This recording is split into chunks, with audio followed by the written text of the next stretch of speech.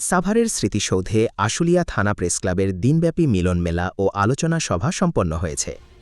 সাংবাদিকদের পারস্পরিক সৌহার্দ্য, ঐক্য এবং পেশাগত বন্ধন সুদৃঢ় করার লক্ষ্যে আশুলিয়া থানা প্রেসক্লাবের উদ্যোগে এক দিনব্যাপী মিলন মেলা অনুষ্ঠিত হয়েছে। শুক্রবার ১৫ মে সকাল ১০টা থেকে সাভারের জাতীয় স্মৃতিসৌধের উন্মুক্ত মঞ্চে এই আনন্দঘন উৎসবের আয়োজন করা হয়। আশুলিয়া থানা প্রেসক্লাবের সভাপতি ও দৈনিক গণমুক্তির স্টাফ রিপোর্টার মোহাম্মদ সাইম সরকারের সভাপতিত্বে অনুষ্ঠানটি পরিচালিত হয়। ক্লাবটির যুগ্ম সাধারণ সম্পাদক মোহাম্মদ সোহেল মিয়ার সঞ্চালনায় অনুষ্ঠানে স্বাগত বক্তব্য রাখেন সাধারণ সম্পাদক ও দৈনিক সরেজমিনের আশুলিয়া প্রতিনিধি মোহাম্মদ রিয়াজুল হক ফিরোজ।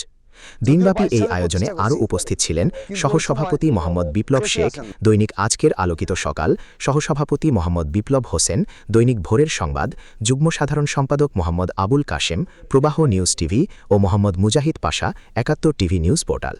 এছাড়াও ক্লাবের সাংগঠনিক সম্পাদক মোহাম্মদ জুয়েল ইসলাম, বাংলা বাহান্ডা নিউজ, সহ অর্থ বিষয়ক সম্পাদক মোহাম্মদ আবু সিয়াম, দৈনিক গণক অর্থ, প্রচার ও প্রকাশনা সম্পাদক মোহাম্মদ মেহেদি হাসান, এটিভি সংবাদ, সহ প্রচার ও প্রকাশনা সম্পাদক মোহাম্মদ দেলোয়ার হোসেন, দৈনিক মুক্ত খবর, দপ্তর সম্পাদক মোহাম্মদ ইউনুস দেওয়ান এবং ক্রীড়া সম্পাদক মোহাম্মদ আক্তার হোসেন সহ সদস্য মোহাম্মদ মোল্লা ইসমাত, মোহাম্মদ আরাফাত হোসেন, মোহাম্মদ মনির, মোহাম্মদ রাহেল ও মোহাম্মদ সবুজ মিয়া সহ ক্লাবের সকল সদস্য উপস্থিত ছিলেন। অনুষ্ঠানে আমন্ত্রিত অতিথি হিসেবে যোগ দেন গাজীপুর জেলা সাংবাদিক ঐক্য পরিষদের সদস্য এবং বাংলাদেশ প্রেস ক্লাব কালিয়াকৈর উপজেলা কমিটির সহ সাংগঠনিক সম্পাদক মোহাম্মদ আমির হোসেন। স্মরণীয় এই মিলন মেলায় ছিল আলোচনা সভা, মতবিনিময়, আকর্ষণীয় সাংস্কৃতিক পরিবেশনা ও সৌহার্দ্যপূর্ণ আড্ডা।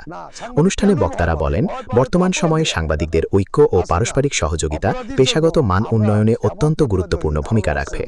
মিলন মেলায় অংশ নেওয়া সাংবাদিক কর্মীরা এই চমৎকার আয়োজনকে সময়োপযোগী ও অত্যন্ত প্রশংসনীয় বলে উল্লেখ করেন।